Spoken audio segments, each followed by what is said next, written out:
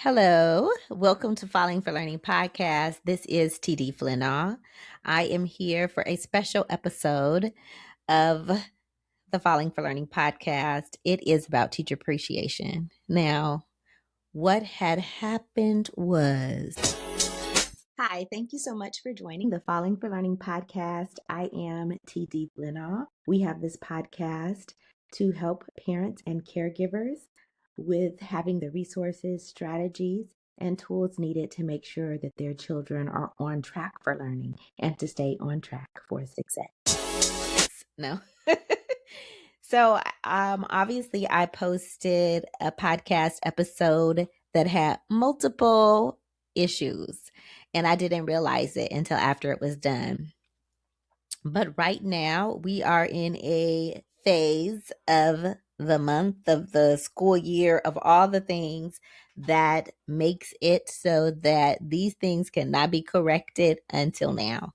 So Saturdays at 5 p.m. is when I put out my podcast. Sometimes I put out a little earlier, whatever, but and obviously I put this podcast out last year, and actually I have not had time to check.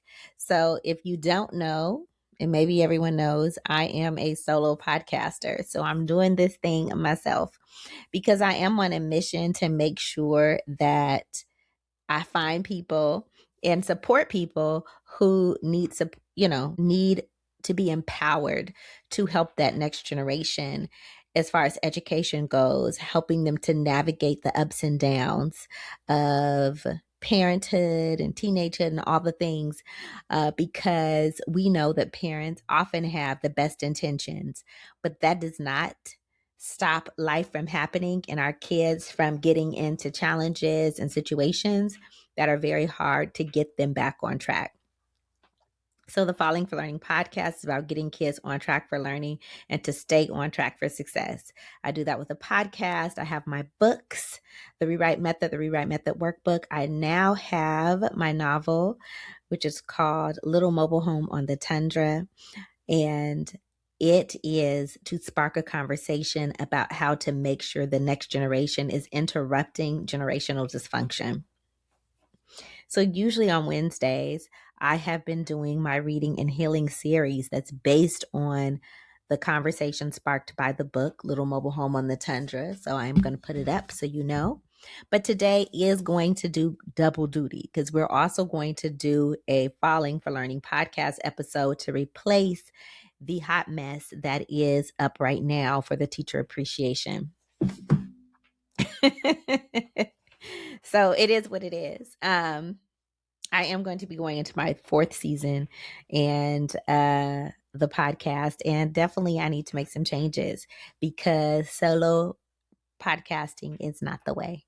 And just even seeing more challenges than I thought I had before, whatever, it's fine. But I didn't want this time to pass, and it does kind of pass. But just like Black History Month, appreciating teachers should be an all year round, everyday thing. And I know that the tide has changed a lot about how people feel about teachers, and it just goes back and forth. But I want to honor some of the teachers in my life that were just amazing and really affected change in my life, not just a long time ago, but even today. And I'm reaping the benefit of having access to those teachers and the support of those teachers. So I am going to talk about some of those teachers. And so it'll hopefully have the smooth, broadcast elements and sound and everything that the other one that is posted does not have. So I want to give really honor and respect to my 12th grade English teacher. Her name was Natalie Byler. She really, as far as when it came to me going to college. So by that time, I was out of my home and living on my own in a way with my brother. And I still needed to pay for college. And I applied to scholarships. I still remained an honor student. And this is what we're talking about. Again, I was an honor student. I had a lot of great things going for me, but I had separated from my parents and even moved out of state, right? So, again, this is something that could happen to people when we are not, as parents, really being intentional about helping to stay connected to our children. When we forget to make the changes between the transition between childhood and teenagehood, like how does that relationship look different? And how do we honor some of their independence while also maintaining that parent child relationship in a healthy way, in a productive way, in a way that keeps the lines of communication open? So all that had shut down basically, in many ways. But so I had to rely on some teachers to help me navigate college entrance examinations, as well as sending off scholarship packages. I know a lot of stuff is done online now, but that doesn't mean that kids don't need support and help, whatever. So Natalie Byler, my 12th grade English teacher, you know, easily read 50 drafts and iterations of my scholarship and college essays easily. English teachers are already inundated, but she took the time and made sure she read it, marked it up, gave me feedback, gave me another one, and I had many iterations. I applied to over 48 scholarships, just to let you know how much work she was doing. So that was a labor of love, right? She didn't get paid extra for that. I wasn't in a tutoring program where they were paying teachers extra. I just came and got help and asked for help, and she gave it to me. So, I just have to say how much I appreciate her. I won thousands and thousands of dollars of scholarships, and she was partially, a very big part of that. So shout out to her wherever she is in the world. So that takes me to my other teacher that really put me on this path to college and scholarships and all of that.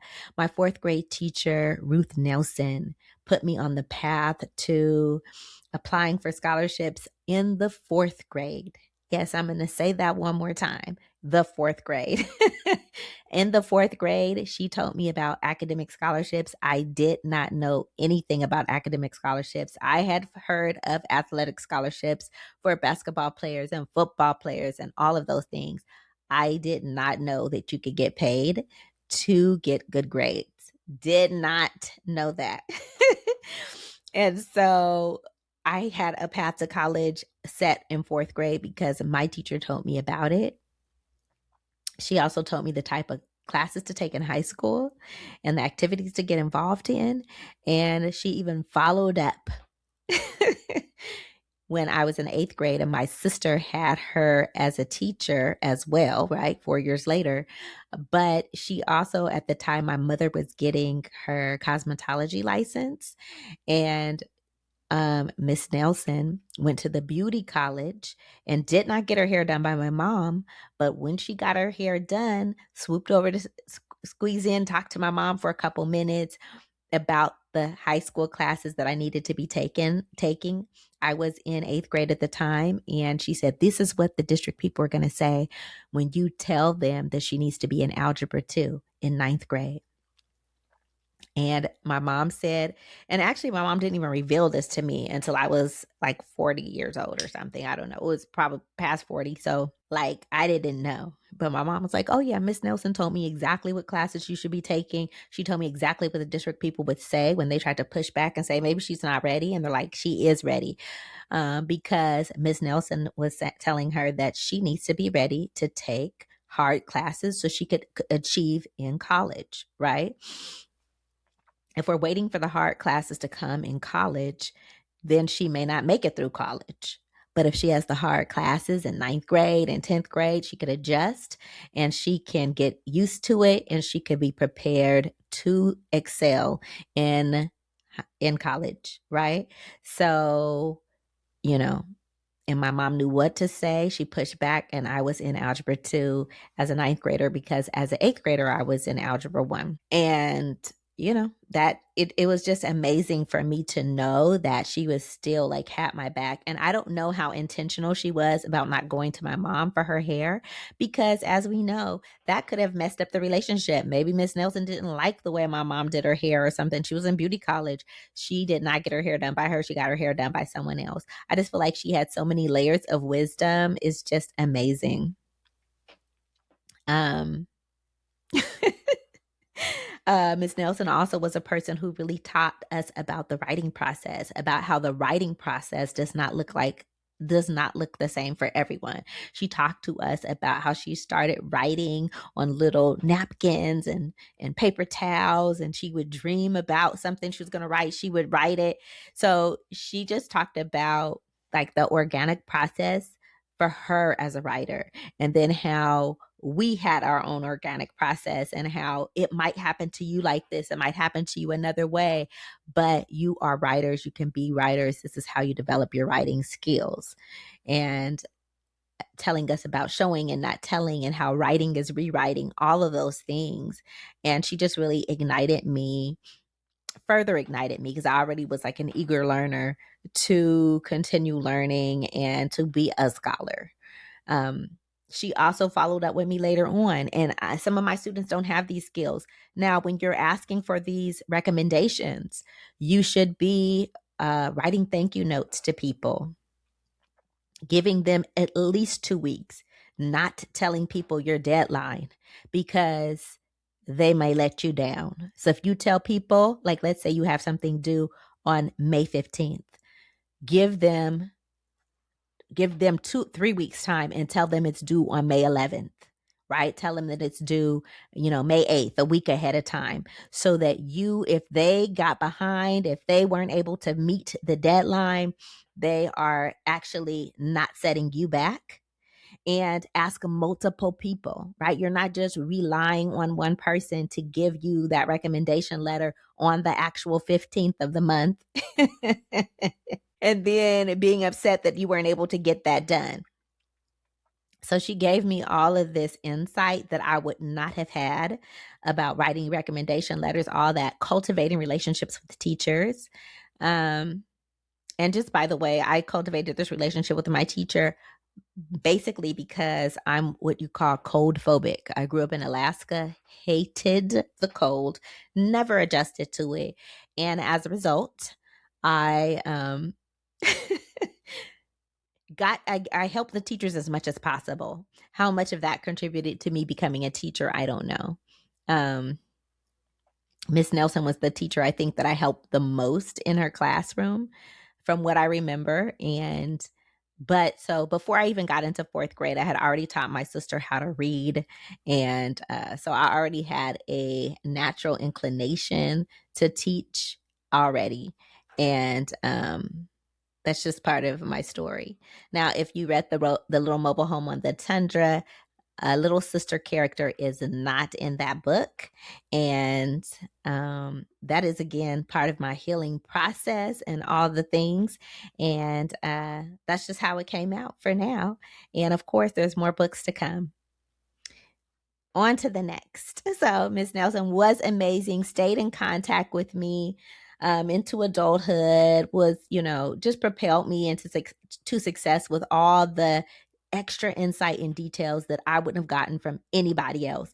Because some of these things, I think that teachers think, oh, you should know to give people extra time. You should know to cultivate relationships with teachers. You should know to write a thank you note. And a lot of people don't.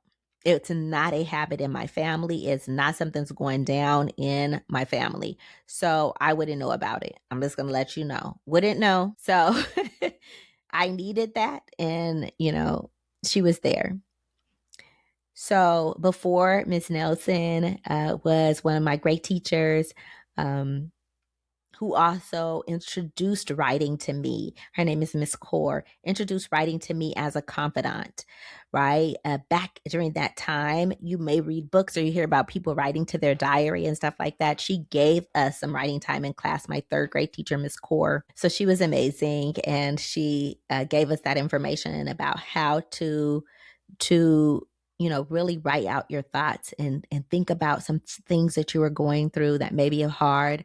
She read it if we wanted her to read it, and if we didn't want her to read it, she didn't.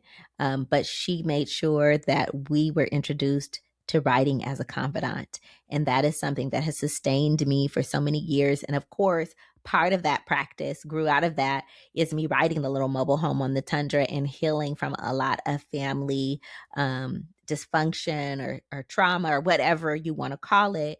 I was able to process and move ahead. The Rewrite Method and the Rewrite Method Workbook are your go-to resource for helping kids to learn to fall in love with writing.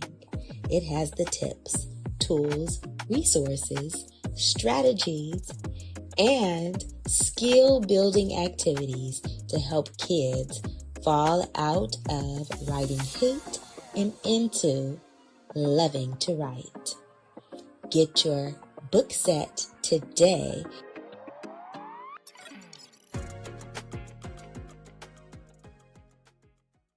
A lot of us are out there stuck in some trauma and family dysfunction because we're not able to articulate it. We're not able to write about it. We're not able to anything. So we're just stuck.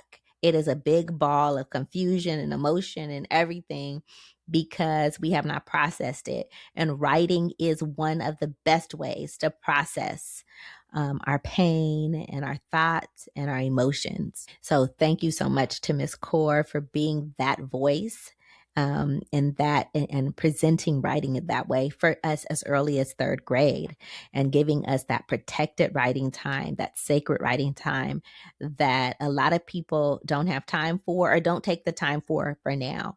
But this is, if some of us are out there and I'm, I have my book, The Rewrite Method, but some of us are out there thinking, oh, kids hate to write. They don't want to write. Maybe it's not important to write now because of AI and all of the things, but thinking about writing beyond academics and thinking about social emotional, thinking about healing, thinking about mental health, it is an essential tool for helping kids to be able to get through their hard times, get through their teenagehood, and get through those emotions, which I have, deemed, the mix of hormones and emotions that teenagers go through. And they're not always able to articulate what the heck it is that they're crying about, what they're upset about, why they feel the way they feel. And some of it doesn't have an answer, right? Because of hormones. Yeah. So my final teacher that I want to talk about is George Bew, my wonderful George Bew, my second grade teacher. He was a teacher that I had, second grade, first male teacher that I had. He also was a teacher, the first teacher of a classroom that I was in where I was the only Black student. And being who I was, a future educator, I found a book. I had my mom purchase this book for me, and I gave it to my teacher, and it's called Why Are People Different? And just in case he wouldn't understand like what it was to be Black by yourself and all the things. And he said that he did read it to my class. I thought he was just going to read it to himself. He read it to my class, and then every year after me, he read that book to his class. And he did give it to me after he retired, and I became a teacher, or maybe when he was not retired yet and he was a teacher. I'm not sure, but he did send the book to me. And I actually had no memory of it until he sent me the book. When I saw this book, then the memory came back. But before that, I didn't have any memory of me giving a book to him. But one of the things about this podcast, okay, what does all of this have to do with me as a parent today? Obviously, we talked about how teachers can give insight that we don't know, like maybe we don't know as parents to provide for the kids or help them navigate things. But also it's important to know that, he's a teacher who's open, right? To integrating some information from one of his students into his curriculum, into his classroom, into the conversations. He could have put that book down and not thought about it again, right? So when we're thinking about good teachers and marks of good teachers, are they open for suggestions and ideas? Are they able to collaborate with you? And as a parent, as a student, that's very important. And that takes some humility, because maybe if he's like an experienced teacher, maybe he has enough on his plate about what he's already going to do, what he thinks is important. And me bringing a book, which again, I didn't expect him to maybe read in the class. I believe I wrote, my memory from it is that I wrote it. I bought the book for him to read and kind of understand some of the things that maybe I would be feeling as an only Black kid in my class. The other thing about Mr. Buse, so many things about him. So he every day on the board put potential. I'm saying potential. Potential. And he told us every day that we had the ingredients, and I'm not quoting, but some inside of us to do whatever we wanted to do with our lives, right? To be whatever we want it to be. And so we needed to put the work in, but we had it in us. And so that was so important to hear, and to hear that every day, I thought was very special. It stayed with me. And I think toward the end of that year, he started also adding unique, that we are special, that we have that special thing, each one of us inside of us, that we could bring something different to the world that anyone else can offer. And so again, just a beautiful message. And for us to hear it, let's say half of the year or so, he was bringing that in as well as something every day he would let us know. And I'm just thinking like, oh, I haven't incorporated anything like that into my classroom, and I don't know why.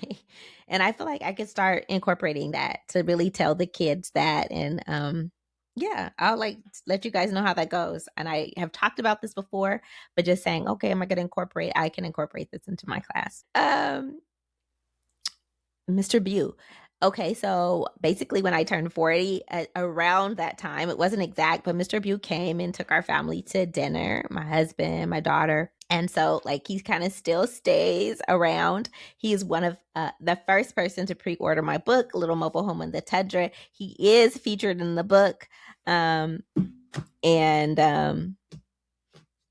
it's just amazing to have support on the Reading and Healing series. He has logged in and weighed in and talked about, me as a little girl, what he remembers and all the things. As some of you know, I am a recovering perfectionist. And Mr. Bew, my mom and I, we still laugh about my second grade report card comment in which he said, Taisha is still learning that she's a human that makes mistakes, because I would get very upset if I missed one answer or anything. Like I always wanted everything to be perfect. And, he was telling me about how he had to deliver that news to me that they haven't made any perfect humans yet, and I'm not going to be the first. So it is a lifelong struggle, trying not to take on too much and think about yourself as someone who could just handle anything and do anything. I mean, you can do anything, but it's about, you still got to be sustained in your rest, in your health and self-care. And then, the pressure that you put on yourself. So that is part of why I'm doing this podcast today, because it is past Teachers Appreciation Week, but I also wanted to just really still honor the teachers and take down that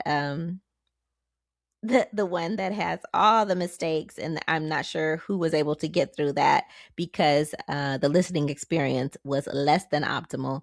But I also just want to honor those teachers who helped me become the person that I am today. Some of the teachers were around when I had both parents. Some of them were around when I just had one parent, and even some of them, like Miss Byler, was around when there were no parents around. And I was pursuing my goals and trying to live my dreams and fulfill my potential. And those teachers were there to really support me and give me the love um, and care that I needed. So, again, a big shout out to Natalie Byler, Miss Corr, Miss Nelson, Mr. Bew. So those were amazing teachers. And one thing I do want to say about the current climate and how it is with teachers, there are a lot of situations where teachers now are ridiculed or even disrespected because they are trying to uphold certain standards for kids. They have a certain viewpoint and a certain role that a lot of people don't understand. And so there's a lot against teachers because they're just trying to just hold a certain standard. They're just trying to make sure that students learn lessons, both academically and otherwise.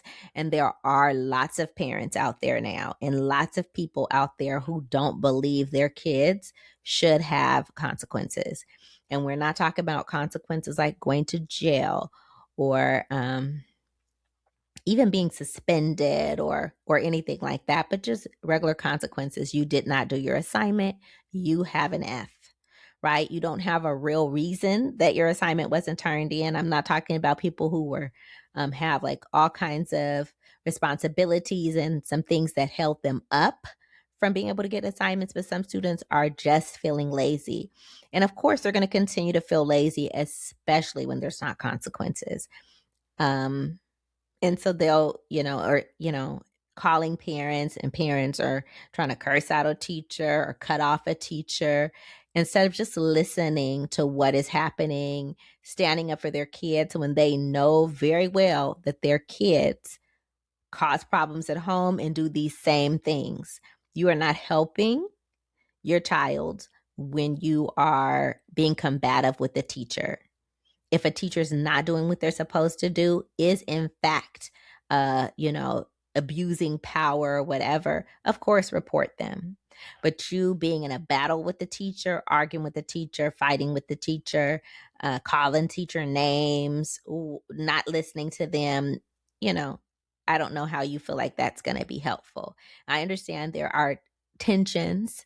Tensions get high, wait to respond, and then respond, work with the teachers, right? Some of us also have been blindsided as parents or even as teachers because some people don't care about our kids, but they act like they do. We know that there are predators out there, and there are predators that really make your kid feel fun, have fun, and whatever. And actually, they don't have the right intentions. That's an extreme, right? It happens, but it's an extreme. It's a truth. But we also have teachers who don't care about your kids because they care about their social life. They care about they prioritize themselves over your kids, right? I'm talking about teachers who instead of having your kid go to their class, they're able to hang out with the teacher instead of going to class. They're letting the kid curse and make out with their boyfriend in the class instead of actually holding the classroom as a place and a space for learning. And these teachers are not, like, even though they're fun and they're cool teachers, they're the favorite of the teens for some of us, some of them, they actually aren't good for your kid. And so when it comes to a teacher that says, where's your assignment? You're going to get a low grade because you didn't turn in your assignment. I'm here to teach you how to read. I'm not going to let you use your phone all through class or whatever. Then those teachers are trying to hold a standard up that is about care and about helping your child be successful. And so I just want to caution people out there to be careful and be really have some discernment about who you are deeming to be a good teacher and who you're not, because just being cool or being liked is not always right. So just really, be discerning. right? There are for sure some things that may have gone down back in the day that as a parent, you're like, I'm not going to let that happen to my kid. I get it. But if that is not everybody, and that's not every situation. So you have to go case by case and listen and ask questions and observe and all those things so that and for you to, some of us automatically have an attitude because we don't understand like how things go or how things must go when you're dealing with multiple kids, not your child, but multiple kids. There needs to be systems in place.